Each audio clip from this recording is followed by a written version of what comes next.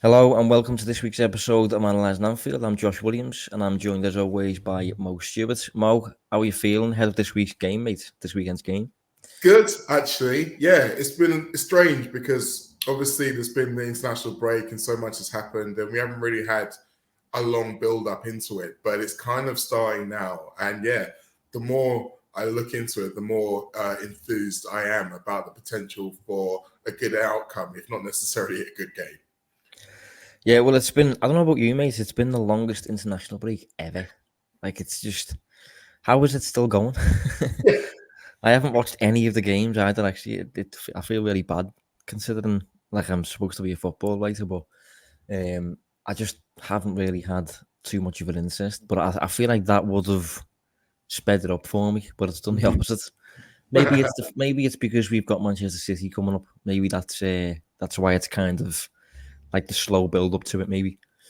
Yeah, maybe. I mean, I think also when you've got a fixture like that, it is always going to be, well, and I say always for the last 3 or 4 years, it's been one of the biggest games of the season. So it's always going to be hanging over you like a big, behemoth blimp in the background. So it's almost like any other football in between is almost irrelevant until that comes along. But obviously, with some of our players playing away, and particularly the forwards and how they got on, it does have some relevance, I think, to the game we're going to play. So I'm sure there are some things that we can take out of what they've been up to, which can inform us going forward into how we plan or how Jurgen Klopp plans to attack this game. Yeah, well, obviously, considering the size of the game, it's pretty much going to be the whole talking points for this podcast, I think. So I'm not sure how long we'll go on for. I would guess that it will be shorter than usual, but whenever I say that, we end up doing 2 hours. So, yeah, I can't see it. But in terms of Manchester City, then, I mean, there's so many elements we can touch on, like where to start and things like that. I suppose, first off, how are you feeling about it? And what would you take? You know, if I was to offer you a point now, would you be satisfied? How you feel? I mean, yes, I would take a point. I think I would always take a point from the Etihad, particularly in this case when we've got the home game to come and we're only 1 point behind. I think if you add that into the factor that we would have done the majority of our difficulty away games as well by this point, I think it all points to you would accept a draw. But in terms of how am I feeling, I'm feeling confident. I looked at City, and City are still a very good football team, but they are doing things which give us a bit more hope than they had done previously. And I think that we can be in a position to capitalize on that. I think it's strange because I said this is the biggest game of the season. I think it's also really the only game that most Liverpool fans go into fearing the worst. Like, if you said to any Liverpool fan at the start of the season, you're going to lose one game all season, they would all assume it would be Man City away. And I think psychologically, because of our record there, because of the way it's gone, most of our worst defeats, heaviest defeats have happened there. So there's a bit of kind of, trepidation about it from a fan's perspective. I think from the players, particularly as we keep saying this is a new team, I think that a lot of that can be eliminated by how they go about it. Yeah, I think I am similar to you. I think I would obviously take a point, I think, just because of the level of the opponent, the fact it's away from home, the current state of the league, and the fact that we're within 1 point of them. It's not really decisive yet, but it could be decisive when they come to Anfield. Yes. So I would probably take a point, but in terms of how I feel going into it, like confidence-wise, I don't overly know. I feel more intrigued than anything else. I feel more like, I think I've said a few times on this podcast so far this season, it's difficult for me to gauge just yet how good this Liverpool team is. This is probably the ultimate gauge that you're going to get, really, City away from home. I think we'll learn a lot about Liverpool, what we're capable of doing, how difficult we actually are to beat, because the only games we've lost so far was one against Toulouse, which didn't really matter, and one against Spurs after going down to 9 men. And despite that, the winning goal was an own goal by Joel Matip. So with the last kick of the game. Yeah. So Liverpool look really difficult to beat so far this season. More difficult to beat than Manchester City, who've lost, I think, 3 times in the Premier League already. I think it Yeah. might be wrong in saying that. But yeah, I think that's how I feel going into it. Just more, intrigued just to see how we cope with them, how we cope with the best team in the world, probably. Because I think we can cause them real issues with the weapons that we've got now, specifically in attack. I agree. I think that defensively is probably the area where they are looking below what we expect of a peak Manchester City team. They're giving teams more opportunities, not only within games, but to get back into games once they've taken the lead, which I think is the real thing for Liverpool to take hold of. But yeah, I think you're right. It's still very early to be able to say for definite. And that's one thing we've always had in these big Man City Liverpool games is certainty, because for such a long time they've both played a very, very specific way, very, very well, and they've matched up against each other very, very well. So you've almost been able to predict a lot of how the game is going to go in terms of flow, in terms of build up. But as you say, with Liverpool doing things so much differently and Man City feeling and looking slightly different, then there is a lot more up in the air about how we attack things and how things end up panning out. Well, yeah, you've just mentioned there about matching up really well. Over the years, I don't think people realise just how similar Liverpool and City have been. Not necessarily in terms of playing style, but in terms of just subtle little similarities. For example, there was a point where both teams went completely strikerless, really, and City won the league with 93 points, I think, with like Phil Foden and Bernardo Silva and players like that playing as a false nine. Liverpool obviously had Roberto Firmino doing the same and also got over 90 points. Both sides have got Brazilian goalkeepers, for example.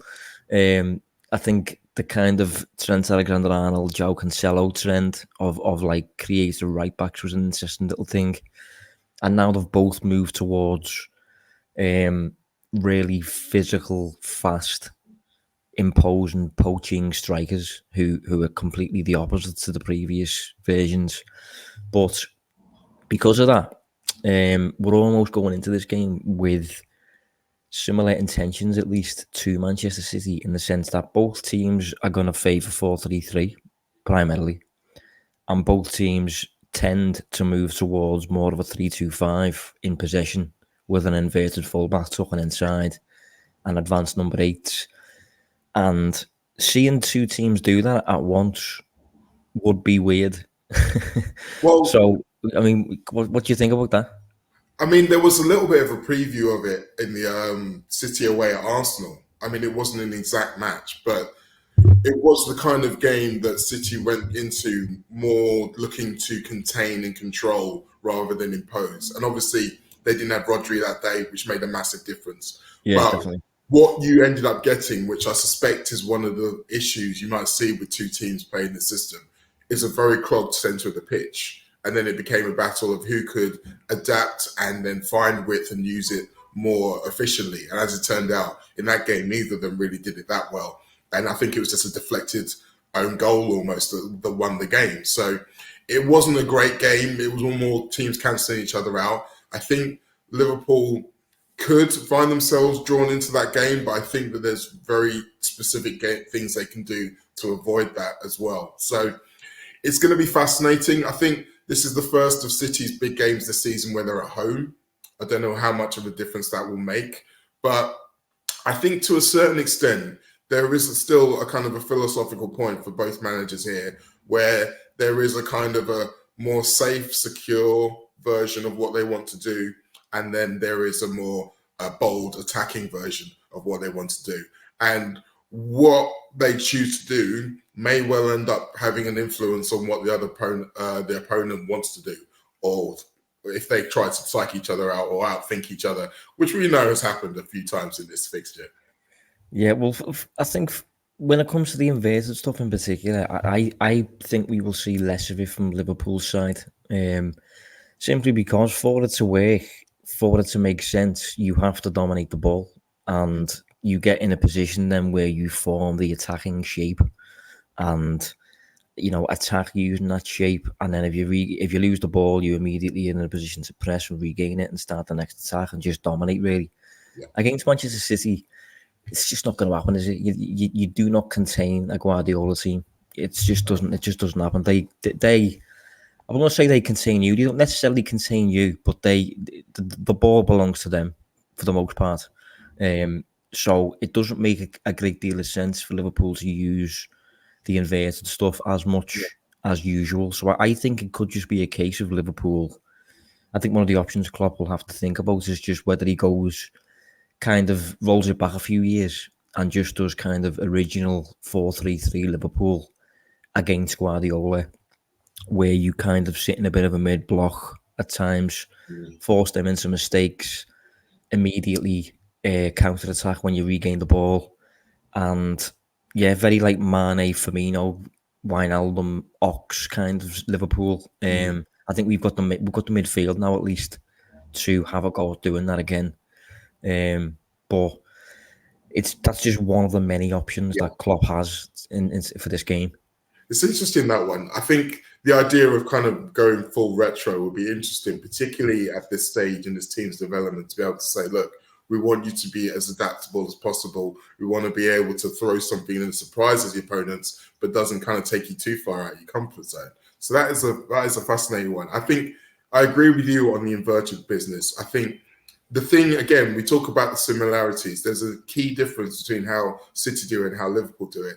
In as much as City are now bringing a centre-back forward rather than a full-back forward. And it really doesn't seem like it's that much of a difference. But the reality is that it's a lot easier to transition between the two when the guy's moving from central, because, frankly, everyone's got less distance to move to get into position. The centre-back basically runs 5 yards in front. Everyone else moves 5 yards away, as opposed to if you're bringing a right-back all the way across into the centre, he's traveling more and it's taking longer to do that move. So if you are going from possession to from counter-attacking, for example, and you want to switch quickly, it's a lot more efficient to do it Man City's way.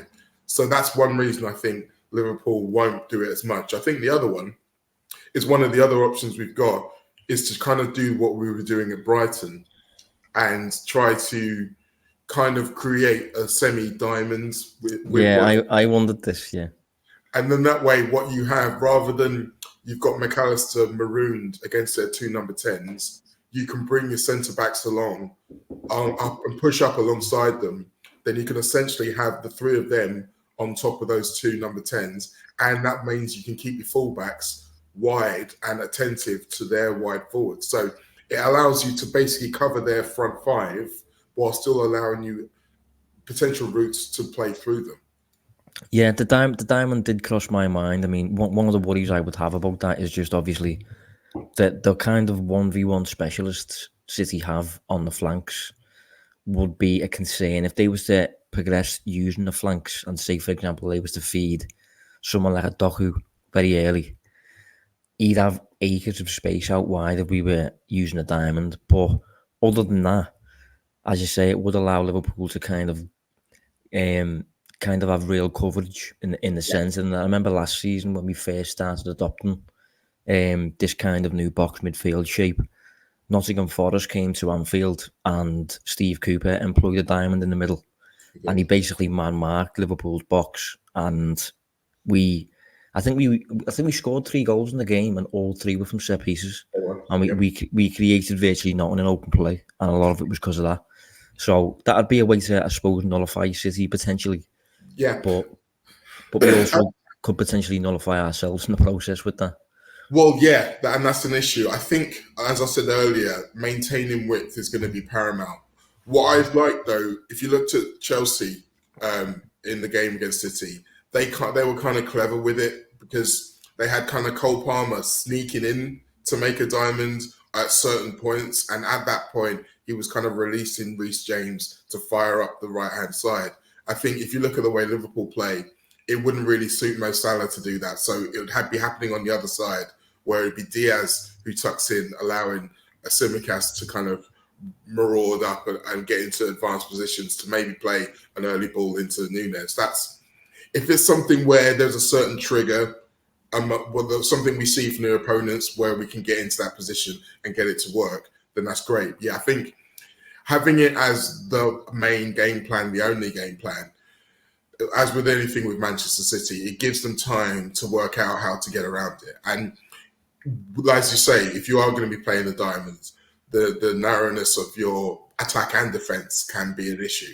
And I think we're going to come on to the decision around who plays fullback. I do think it will be Costas. And I do think it's one of those games where if we give him too much to do, it might be to our detriment.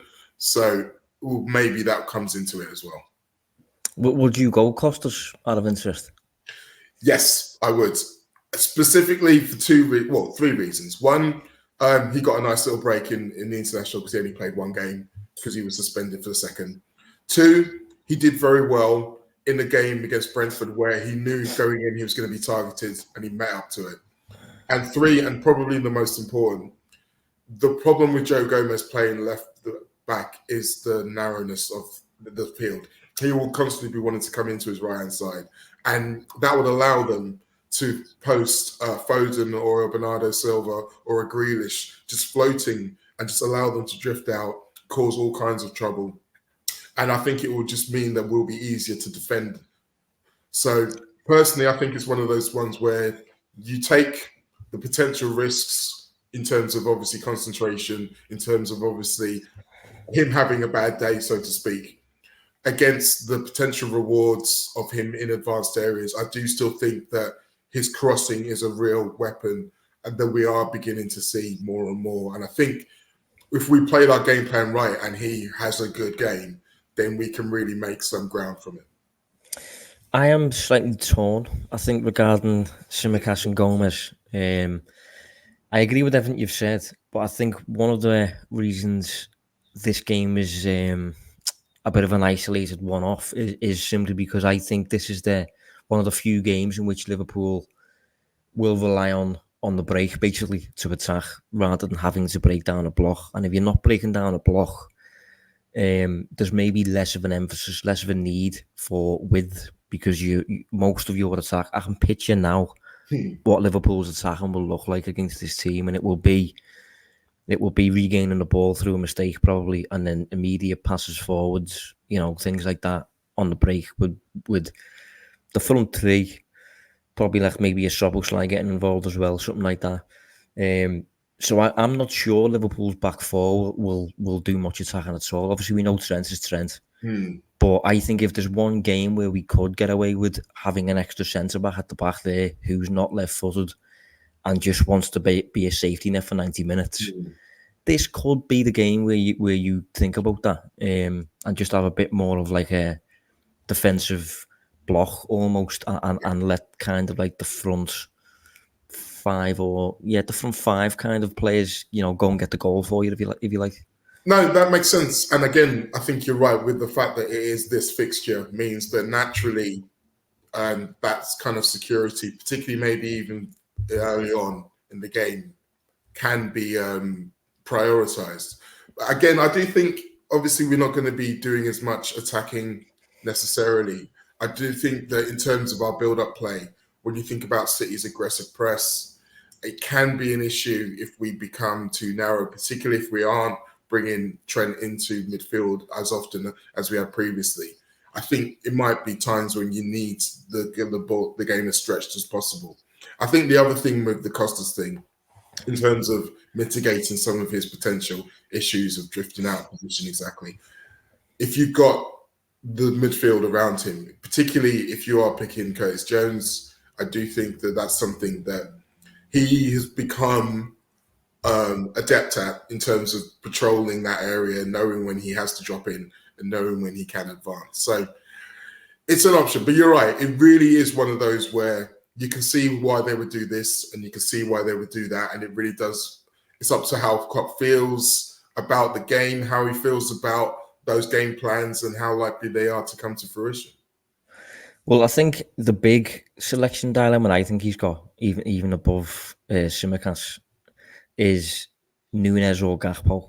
I think that's a really, really interesting one. And obviously, a lot of people now will be probably screaming at me saying, it's obviously Nunes. You obviously play Nunes and stuff like that.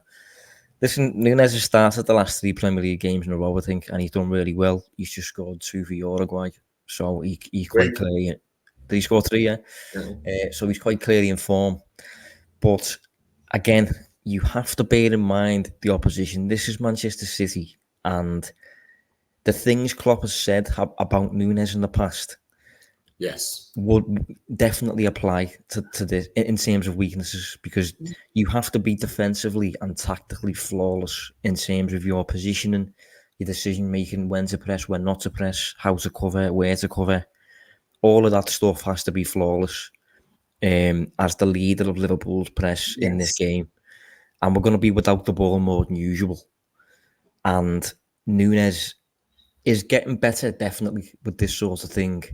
But Gakpo is a lot more of a natural with this sort of stuff. Klopp's actually said that he's very good at, Yes. putting instructions on the pitch and delivering in that sense. So it's definitely... And Nunes is playing in South America, by the way, this week. So Yes. it's True. definitely a question. It's more of a question, I think, than people think. No, that's true. I think the international time will come into it. I believe he played 80 minutes in the 2 games, but got goals in both games, 3 goals. And yes, those things are still a concern. However, I do think there's going to come to a point where eventually you're going to have to take off his swim bands and let him swim. I think because we have to I like that one, yeah. We have to acknowledge the fact that clearly having Nunes in the team is still plan A. It is still what we want to be able to do. However, obviously, like you say, there are certain things in these big games you have to make sure he can do. I do think he's getting better. I do think the influence of his international manager, Marcelo Bielsa, has not done him any harm either in terms of a lot of those things, not just in terms of the energy required to play for him, but the intelligence of knowing about triggers and about how to cut down lanes and basically not just bullock into the defender as he often tended to do early on. But I think he's at the point in his career now, and his Liverpool career, to say, look, this is a big job, but we think you can do it. Go out and prove us right, rather than being, I'm still not sure about you, let's do the Gakpo thing. And yeah, all the things you said about Gakpo are right. And I think that in that situation, he will be a solid, in terms of press, he'll be able to help them. And they'll maybe be able to win the ball back up high up the pitch and go and spring an attack, and that will be the game plan. But I do think, looking at City's defence and midfield, as I said earlier, that is still their weakest point. So I think personally, I'd be going into it saying, we can hurt them there. And we need to go into this with the mindset of more concerned about hurting them than worried about them hurting us. So I still think that's how you beat Manchester City, even at the Etihad. Yeah, I always go back to the racehorse comment that Klopp made when he described them as a racehorse. That was not a compliment. No, but I would love, honestly, I would love to ask Klopp about how he feels about it now. Well, I think this is the game. This is the game. We will see how he feels about that with this game. If Nunes starts in this game, that for me will be the ultimate show of faith, and that will be the death of the racehorse. Yeah, and that will be kind of like the ultimate, like, okay, Nunes is now the guy. He's done it. He's come out the other side basically from when he was like previously, out the team a little bit, and people had doubts about him a little bit and things like that. This is the ultimate game for him in terms of, like, it's difficult because from Guardiola's perspective, I think he would be most worried about Nunes. I think if Nunes was playing, it would strike much more fear in Guardiola and his defence than if Gakpo was playing. Yeah. But I think Guardiola's team will have more joy on the ball if Nunes is playing as well. So that's the balance that Klopp needs to get right. And I think Klopp will have probably spent the past week or two, weighing up how good is this Manchester City team in deeper areas, and how good do we have to be to stop it? Do we need to be Firmino level good? or can we incorporate Nunes and still be watertight enough to win the game? I think we can. I think when you think about the players around him and how he has now become more of a link. He's not a man alone. When he's doing his moves, he's very much in tune with the team. So they are able to kind of work with him. I think that really helps. I think when you add into the fact that against Chelsea, again, their natural build-up play didn't look as smooth. Chelsea were able to get in and amongst them. They had a double pivot of obviously Caicedo and Fernandes, who were sitting in and around Rodri and Akanji and making it more difficult. We can, in theory, do that. I do think if Nathan Ake is playing, then it makes them more dangerous. Obviously, John Stones is still by far the best version of doing that. I just think that between Ake and Akanji, there is a clear 2 and 3, and Ake is a much better player at it. So if Ake's there, then they probably will maintain. I don't think I see them bringing in a Nunes or even a Rico Lewis or someone else at this stage. I think it is going to be between those two. But again, I think that with City looking more vulnerable than previously in that area, it leans me to be able to say, yes, go out there, Nunes. Because again, I think, like you say, Guardiola would be more worried about Nunes. I think he'd be more worried about Liverpool in general because it's a mindset. It's we're coming here to hurt you. And I think that, I know I'm going to keep saying it, I think that in the balance between, even though this is a game we can afford to lose this game, really, in reality. I think it's a situation where you wouldn't want to lose this game badly. You wouldn't want to lose more than 2 goals. That might be an issue. But other than that, you can afford to lose it. But think about what happens if you win it.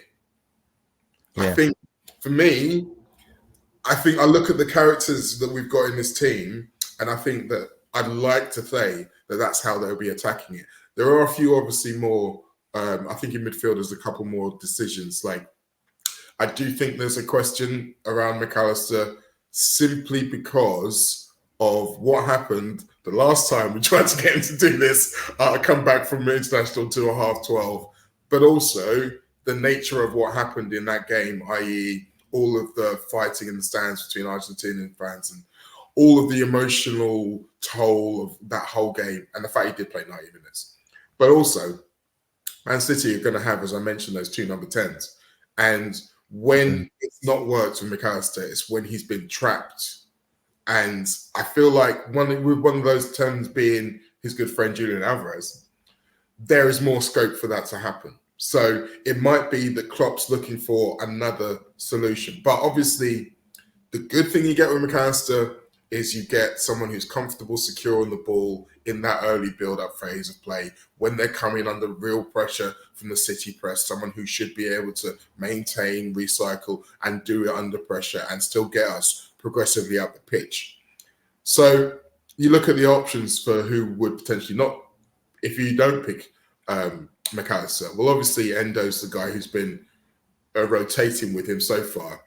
I don't think he has that in his locker. I think most of us would be quite scared. You cannot do that. You cannot do that to him. So I think your other solution here might be to play Curtis Jones as the 6, Ryan Gravenberch, and Szoboszlai. I think a lot of people are saying, is it going to be Jones or Gravenberch? I think if McAllister is maybe compromised by the travel or Klopp's wondering about those things, I think that's the move. You play them both. Yeah, well, I am glad you mentioned McAllister, actually, because he, I think, going into the game is the player I'm most worried about, if I'm honest. I'm a big fan of him, everyone knows that, and I do think he's had a fine season so far, no worries, but I think, obviously, Guardiola going into this game, Guardiola's the ultimate in terms of, like, looking at what you've got and highlighting your weakness.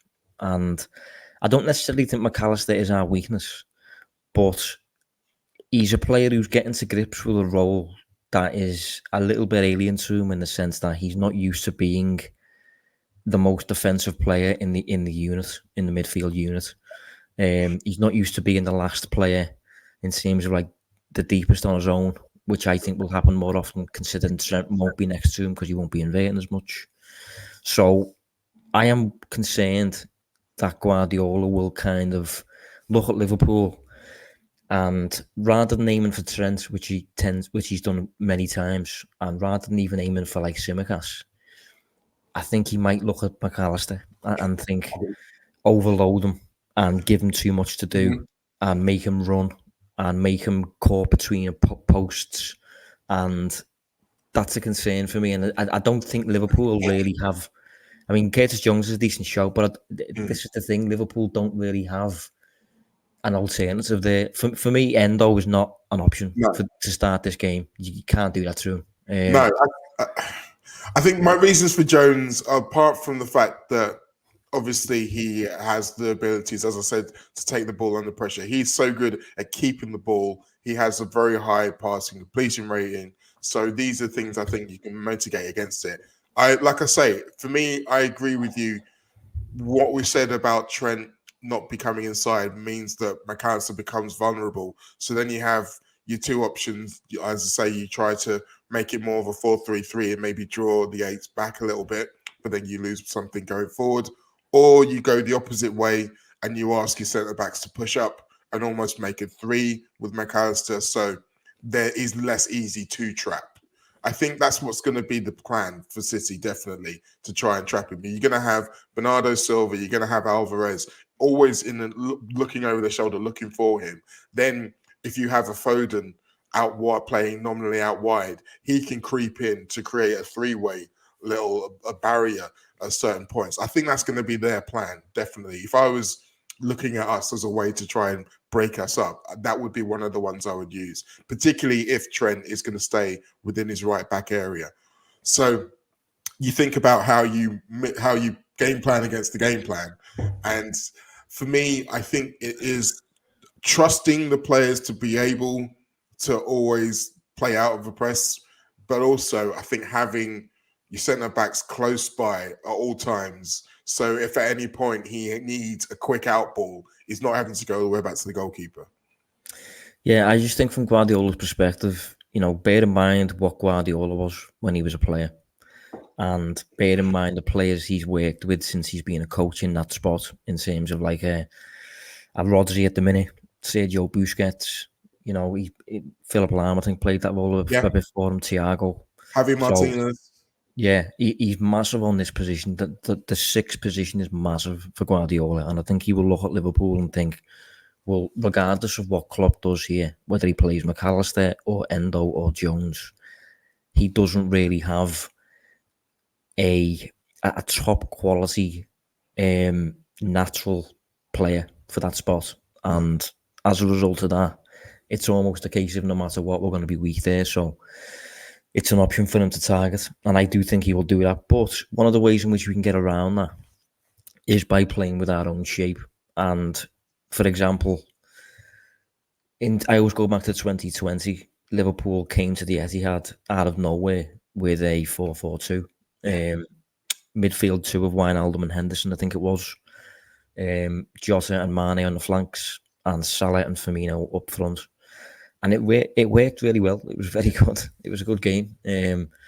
We caused them loads of issues in the first half an hour. They didn't know where he was because he didn't expect it. We should have been a few goals up. I think by that point, we were only one up in the end. And they ended up getting a goal back by, I think, maybe around half time or something like that. But that would at least give McAllister a permanent partner in there. But if that permanent partner, that means you can only pick one more centre mid out of all the options you've got. And if that's Szoboszlai, you've got a midfield two of Szoboszlai and McAllister at the Etihad. It's very offensive. Yeah. So it's so many kind of unanswered questions regarding this game. I think if you're doing the 4-4-2, then I think it becomes Jones and McAllister as a central, and Szoboszlai becomes the right-hand side attacker. Salah becomes the forward. I think that's really the only way I can see it working, because, as you say, it does leave you a little bit open if you're asking them to be the only two midfielders. So, yeah, I mean, again, there were elements looking back at the way Chelsea played against City where they were in a bit of a 4-4-2 mid-block and matching them up within midfield and making it more difficult for them. I wonder, because there's been a lot of talk about the 12:30 lunchtime kickoff and all the struggles Liverpool have had with it in the past, and blah, blah, blah, blah. It's not going to be easy for City either. And yes, they're going to have less players coming from South America, I believe. It's only Edison and Alvarez, and I think they'll probably both play. I do think it's going to cause them an issue in terms of it could be quite flat. It could be hard for them.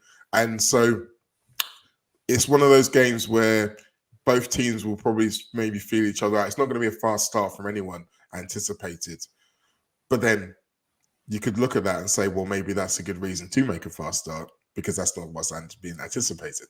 But I think that it might get into a bit stodgy at times in this game, and City might be a little bit looking for inspiration, which is why it is paramount that we do not give away anything easy or sloppy. Because if we let them out of jail on that one, after making it difficult for them for 35 to 40 minutes, yeah, we can't let that happen. Yeah, well, one fear that I have in this going into this game, and this is stupid, but it sums up the Premier League this season. I am just terrified of a red card. I just really want Liverpool to face Manchester City and the best team to win. Is that too much to ask for? You know what I mean? But I'm terrified of a referee just centre stage. It winds me up, mate. Like we never talk about referees on this show, and that's because you cannot have any impact whatsoever on them. They are just there, and they have a massive impact on the game. But that's just on them. You can't control them. So I hope this game is decided by the elements we're touching on, as opposed to a guy who never actually touches the ball. It's very, very annoying when that happens, and it's happened in the past. Was it the Etihad? I mean, yes, it has.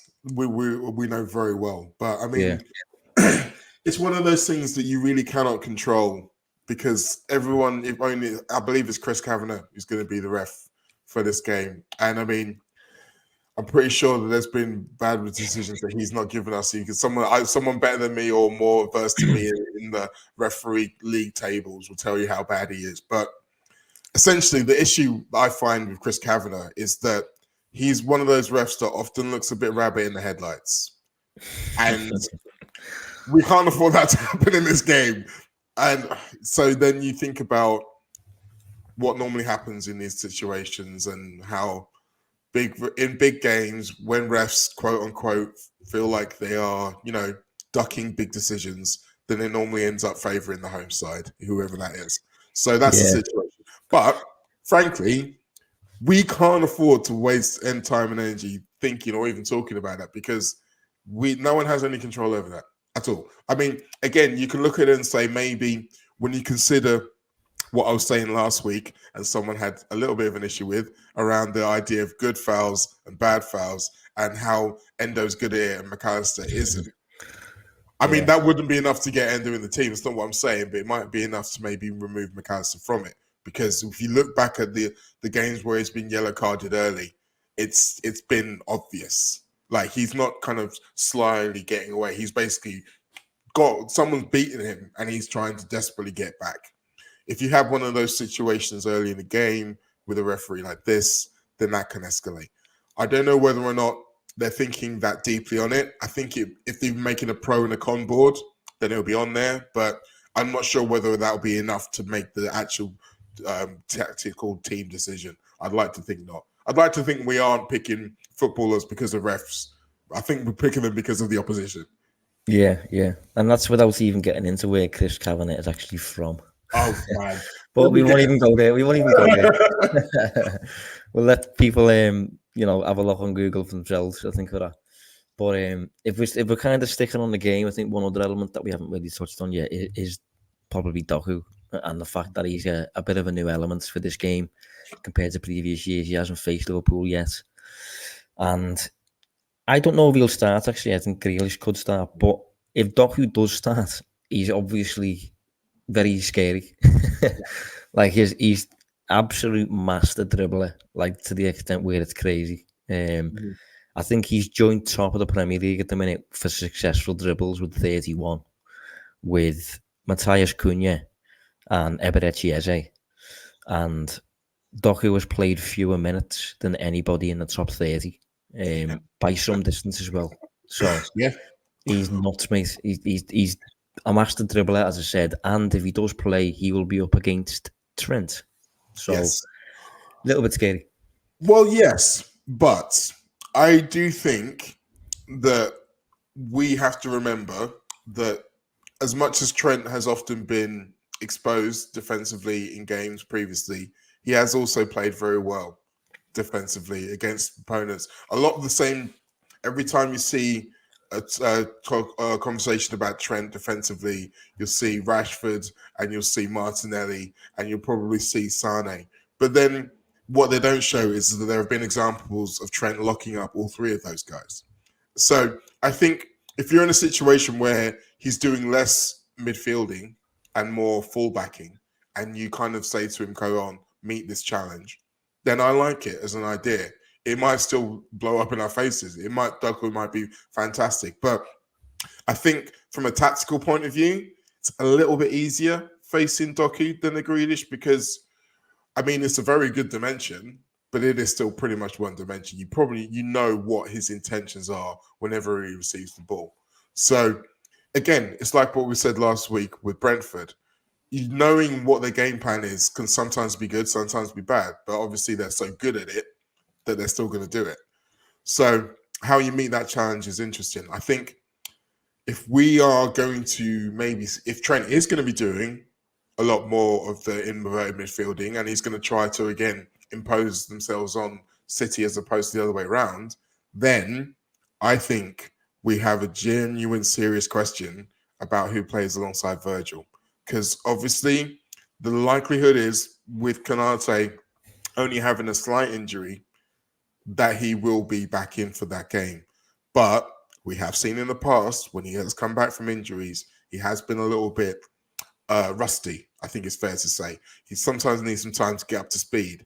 And if we're asking him to do that job where he's having to move or cover a large part of the field, as is one, because even when we were saying before with the movement of the inverted, you do spread out a bit. It's a bigger job than if you're doing it from a centre half coming forward. You're asking a lot of him to come back straight in. I wonder if we're going to ask Trent to do more inverted midfield, then we look at Joel Matip. Yeah, well, I would be a lot more comfortable with Matip playing if Doku wasn't playing. If Doku is playing, I would be a little bit shakier. Simply because, if Trent gets beaten, Matip will be providing the backup for him, and Matip lacks pace above anything else, and Doku certainly doesn't. So, yeah, I'd be slightly concerned about that. But then Haaland is obviously playing, and he's rumoured to be carrying a knock, but I think he'll play. But if Haaland plays, obviously Haaland offers a massive threat in behind. Liverpool will kind of creep up the pitch and have a bit of a high defensive line. Virgil will keep up with him, but Matip probably wouldn't, which again is a reason why you probably want Konate in there. Yeah. That looks like a real battle for the ages, to be fair, doesn't it? Haaland against a resurgent Virgil. That'll be a good one. But ideally, we'll just kind of keep the supply away from him completely. But yeah, in terms of predictions, mate, we'll kind of close with predictions. We don't do them every week, but this week we can't not, can we? No. Go on. So I'm actually predicting, despite all of what I said about adventure and attack and about how we should go out there to impose ourselves on them, I'm predicting a 1-1 draw. I think that we'll take the lead, but I think that they'll get back. I think it's going to be a tight game, a tough game. It's probably not going to be a great watch for the neutral, unfortunately. Again, the difference between Saturday 12:30 and Sunday 4:30. But I think I think both teams will score. I think Liverpool get a point. Yeah, I'm finding it tricky, again, because of reasons that I said earlier, in terms of me just being intrigued by how we will cope with this team. So it's hard for me to say, but I do think both teams will score. I think 1-1 is entirely possible, but I also think 2-1 in someone's favour is up there as well. Probably the home side, really, to be fair. But I think we can. It's difficult because I think we could win this game. I really think we could win this game and surprise quite a few people. But it's difficult to predict this one. It really does feel like you're just going to be going into the game and just seeing, seeing what happens, see how we compete against these treble winners basically. So it's definitely one to watch, and we'll be talking about it next week. But Mo, thanks for joining us, mate. No problem. Enjoyed it as ever. Enjoy the game, and we will be speaking about it next week. So see you then, and thanks for tuning in.